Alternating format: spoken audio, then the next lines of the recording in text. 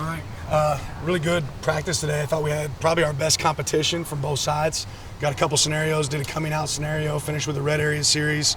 Right, really had success on both sides of the ball, but really high compete level, which is exactly what you want. I think a lot of college football is done right now. We got an opportunity to continue to get better, and that's really been beneficial to us, and we took advantage of it today. Were there operational things from last year's spring game that you guys made note of and that you're going to change this year? Yeah, we made note of some stuff. Nothing that'll be particularly big changes, though. You've got a couple days now to go over some film from this last scrimmage. Just what have you seen, and what are you trying to improve upon as you head into the spring game? Really everything I kind of said right after the scrimmage. We got to do a better job taking care of the ball. But on both sides of the ball, we had too many mental busts on defense. Didn't take care of the ball well enough on offense. So certainly some stuff that we can improve on both sides. Have you settled on how you'll be selecting teams or splitting the teams up yet? Yeah. From practice 1 to today, practice 12, where do you think this team's kind of improved the most this spring? Maybe just that, what I just said, the competition, right? The ability to go out there and compete every day, not treat it as practice, but treat it as an opportunity to get better. You kind of said at the beginning of the spring season that a lot of these players came in a little bit, now that they got a year under your belt, a year under their belts, that they were taking it to the next level, good to great. How do you think that that's showing at this point in the spring season after looking back at last year? Yeah, I've seen a lot of guys make dramatic improvements. You talk about intrinsic motivation. You have to be motivated to be great yourself. I think you're starting to see that show up with some of these guys. The guys that have really taken advantage of it, they're taking big strides, and they're going to put themselves in position to make an impact for our team. There's some things you do want to see this being the last scrimmage opportunity for spring. What are things you are looking for on Saturday specifically? Yeah, play clean, right? We'd like to be penalty-free, pre-snap, post-snap, from a penalty standpoint. We want to do a good job taking care of the ball, but we also want to attack the ball, right? And then ultimately, you just want to see that competition. Guys go out there and treat it like a game, have an opportunity to go get better and take advantage of it. Do you put any extra value on a spring game, or is it just one of 15 practices when you're evaluating it? I think there's value in seeing how guys perform, in a stage, on the stage when there's a setting that's a little bit different. You don't have a coach standing behind you during a practice rep. So, we create a lot of those move the field periods in practice where we play it like a game. But ultimately, when you have to go out there and actually execute, right, with a play clock, right, with the tick going, and in the sequence of a game, I think there's definitely some value in that. Junior Angelau has been a little bit limited during the spring. Looks like he's ramping up a little bit. How close is he to 100% and really play on Saturday? We've been really precautionary with him. We'll see what it looks like. I wouldn't put it one way or the other right now. Do you do any live special teams work on Saturday? It'll be similar to probably what we've done, where we're live until we get to the returner. Talked a lot about the O-line and just filling a lot of holes, guys coming in. Where have you feel like you gotten some degree of either certainty, learned a whole bunch by way of guys at different spots, or is that still a lot just for further the off-season, fall camp, that kind of stuff?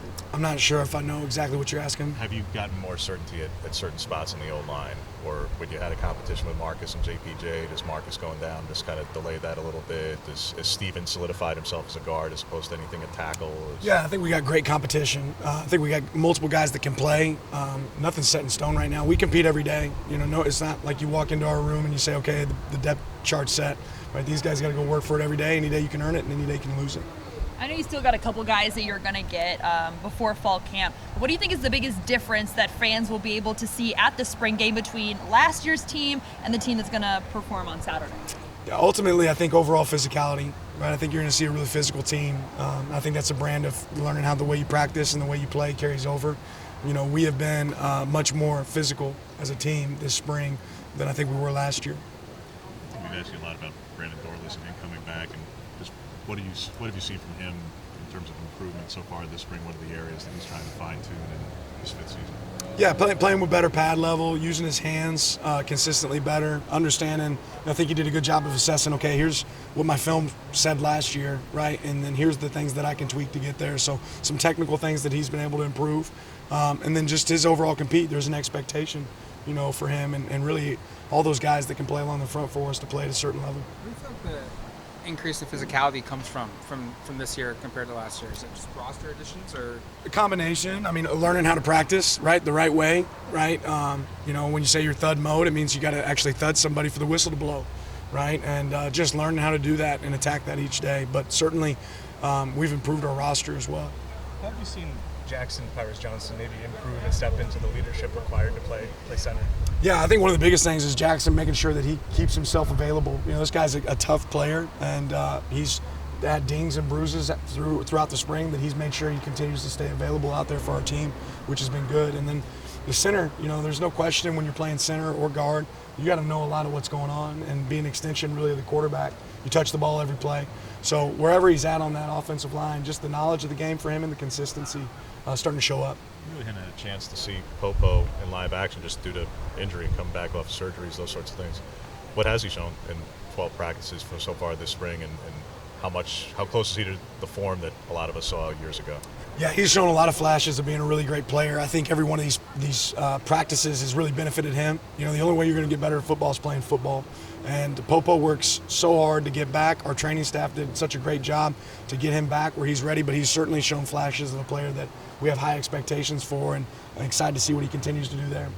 Normally in the regular season, you'd want fans loud on third down defense. What about in the spring game? Do you want fans loud every third down? Yeah, I want him to pick. You know, if you want to be loud, be loud. You want to be quiet, it's going to benefit both sides for us. So it really doesn't matter. I think I would love to see the seats filled and a lot of great fans with a lot of enthusiasm. With Terrence shut down, how have you seen Patrick maybe step into a kind of a different role than he was last year? Yeah, Patrick probably doesn't get enough credit for how consistent a play he's been. When his number was called last year, he did exactly what we asked him to do. And I know he knows that he has a role to embrace and a lot more to do for it. And then also seeing a young guy like Kenyon step up has been really beneficial for us as well. It's a big weekend for you guys recruiting-wise as well. How important is Saturday, just the overall environment?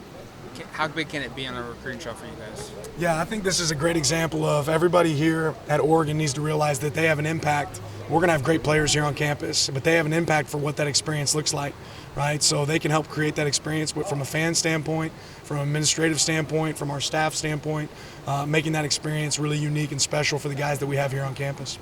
How will you define success in that way, Dan? Because fans are fans. So they hear and see names that are coming here, and they might define success very differently. Like if there's not 10 new commitments on Sunday, they might freak out or something. So like, how do you define what success for recruiting will be with the spring game, with this kind of standalone opportunity? Yeah, we're not used car salesmen. It's not a sales pitch for us. You know, guys are going to jump on board when they're ready to jump on board. This impact, everything matters, right? So this impact this weekend could certainly impact that. But we're not trying to trick guys to come to our campus, right? When they're ready to be Ducks, we're excited about it. Does it mean we get a commitment? Very well could. Does it mean we might not? That's okay. It's a long, steady race, and it's a long ways away from signing day. It's about the overall experience for our guys, the overall relationships and connection that's built, and then them seeing a product that they can be proud of and want to be a part of. All right, appreciate it, guys.